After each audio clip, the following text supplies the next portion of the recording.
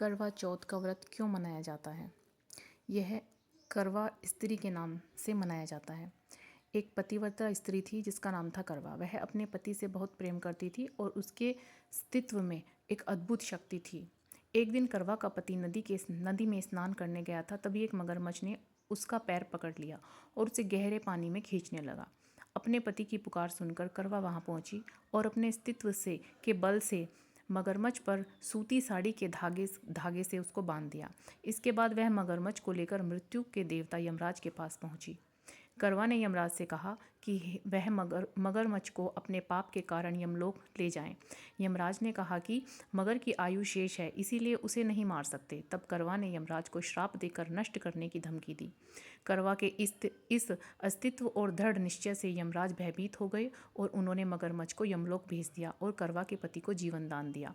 इस घटना के बाद से कार्तिक मास की कृष्ण पक्ष की चतुर्दशी को करवा चौथ का व्रत शुरू हुआ, जिसमें सुहागिनें अपने पति की लंबी आयु और सुखी वैवाहिक जीवन के लिए करवा माता से प्रार्थना करती हैं। यह व्रत द्रौपदी ने भी पांडवों के लिए किया था। इसके बाद उनकी सुरक्षा हुई थी।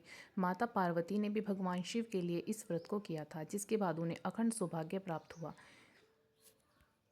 चंद्रमा की पूजा क्यों की जाती है? चंद्रमा को मन, शांति, समृद्धि और भावनात्मक स्थिरता का प्रतीक माना जाता है। चंद्रमा की पूजा से नकारात्मक विचारों से मुक्ति, स्वास्थ्य लाभ और जीवन में शुभता व इच्छाओं की पूर्ति होती है। इसके अलावा पौराणिक कथाओं के अनुसार भगवान शिव ने चंद्रमा को अपने मस्तक पर धारण किया है, जिससे उनका महत्व बढ़ जाता है। चंद्रदेव की पूजा करने से जीवन में समृद्धि, सुखी और शुभता आती है और सभी इच्छाएं पूर्ण होती हैं। विशेष अवसरों पर जैसे करवा चौथ, चंद्रमा की पूजा सुखी वैवाहिक जीवन और दीर्घायु की कामना के लिए की जाती है। ज्योतिषी में चंद्रमा को महत्वपूर्ण ग्रह माना जाता है। कुंडली में चंद्रमा की स्थिति व्यक्ति के मन को प्रभावित करती है। कथा के बारे में जानकर आपको कैसा लगा, कमेंट में ज़रूर बताएं। आपका करवा चौथ का व्रत शुभ हो, मंगलमय हो, शुभकारी हो। जय करवा माता की।